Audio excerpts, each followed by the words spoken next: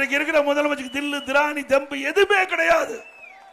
மத்திய அரசாங்கம் இருக்கிற அளவுக்கு தகுதி கிடையாது. ஏன்னா அவ்வளவு ஊழல் செஞ்சிருக்கிறாங்க.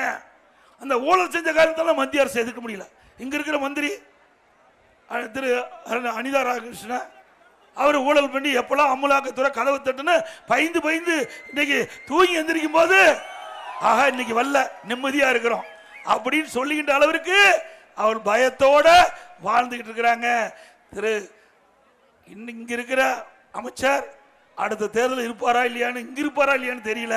எங்க இருப்பாரோ அங்க இருப்பார். அதனால திராவிட முன்னேற்ற கழகத்தை பொறுத்த வரைக்கும் collection commission corruption, collection commission corruption இது தெளிவா செய்யறாங்க. அதுல எந்த மாற்று கருத்து கிடையாது. இன்னொரு மந்திரி இருந்தார். இன்னைக்கு தமிழ்நாட்டில் 6000 மதுக்கடை இருக்குது. 6000 மதுக்கடை இருக்குது. அந்த 6000 மதுக்கடையிலையும் ஒரு நாளைக்கு 1.5 கோடி பாட்டில் விற்குது. ஒரு பாட்டிலுக்கு 10 ரூபா விலை அதிகமாக வச்சு வாங்குறாங்க. கடையில் 10 ரூபா சேர்த்து வாங்குறாங்க. அப்படின்னா 1.5 கோடி பாட்டில் ஒரு நாளைக்கு விற்பனைங்கன்னா ஒரு நாளைக்கு 15 கோடி வருது. இந்த 10 ரூபா அதிகமாக அந்த மக்கள்கிட்ட வாங்குறதுல ஒரு நாளைக்கு 15 கோடி வருது. மாசத்துக்கு 450 கோடி, வருஷத்துக்கு 5400 கோடி. இந்த ஒரு பாட்டிலுக்கு 10 ரூபா வாங்குறதுலயே இவ்வளவு லஞ்சம் வாங்குறதுலயே இவ்வளவு கொள்ளையடிக்கிற அரசாங்கம் தேவையா? தேவைங்களா? இதுக்கெல்லாம் முற்றுப்புள்ளி வைக்கின்ற தேர்தல் 2026 சட்டமன்ற தேர்தல். அது மட்டும் இல்ல, எல்லா துறையும் ஊழல், லஞ்சம் இல்லாத எதுவுமே கிடையாது. எங்க பார்த்தாலும் லஞ்சம். எந்த துறைக்கு போய் எந்த பிரச்சனைக்கு போனாலும் அரசு அதிகாரிகள் இந்த லஞ்சத்தை கொடுத்தா தான் வேலை நடக்குது. கேட்டா மேல இருந்து சொல்றாங்க. யாரு மேல? நீங்களே முடிவு பண்ணி நாளைக்கு காலையில் பேப்பர்ல போட்டுருவாங்க. எடப்பாடி பழனிசாமி வேண்டுமென்றே திட்டமிட்டு எங்களுடைய அரசு மீது பழி சுமத்துறான்னு ஒரு பேப்பர்ல போடுவாங்க.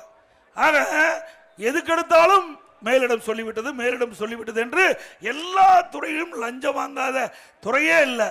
அந்த அளவுக்கு லஞ்ச லாவணியும் தாடமாண்டிட அரசு திமுக அரசு. இப்படிப்பட்ட அரசு தேவையா? அதோட இன்னைக்கு நம்முடைய மாணவர்கள், இளைஞர்கள் வங்கியில கடன் வாங்கி கல்வி பயில்றாங்க.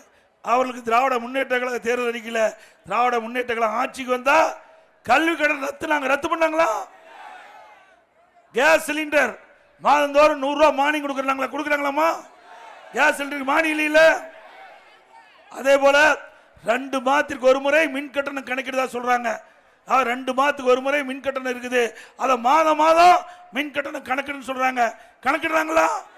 மாதம் தான் கணக்கிடுறேன்னு சொல்லிட்டு போய் தானே பேசியிருக்காங்க. கரண்ட் பில் ஓவரா ஏத்திட்டாங்க. கணக்கே இல்லை. 67% கரண்ட் பில் அதிகப்படுத்திருக்காங்க. வீட்டு வரி, இந்த நகராட்சி மாநகராட்சி பேரூராட்சியெல்லாம் வீட்டு வரி 100%, கடைக்கு 150%, பீக்கவர் குப்பை வரி போடாத வரியே இல்லை. வரி மேல் வரி போட்டு மக்களை வாட்டி வைக்கின்ற அரசாங்கம் தேவையா? அதிமுக ஆட்சி இருந்தது, வறட்சி வந்தது, விவசாயிகளுக்கு வறட்சி நிவாரணம் கொடுத்தோம். அப்ப கூட ஏழைகள் பாதிக்காத அளவுக்கு உணவை அந்த விலை ஏற்றல. நம்முடைய உணவுப் பொருட்கள் எதுவுமே விலை ஏறாம பார்த்துக்கிட்டோம். அத்தியாவசிய பொருட்கள் விலை ஏறாம பார்த்துக்கிட்டோம். அடுத்தது புயல், அப்பொழுது விலை ஏறல. கொரோனா, ஓராண்டு காலம் அரசாங்கத்துக்கு வருவாயே இல்லை.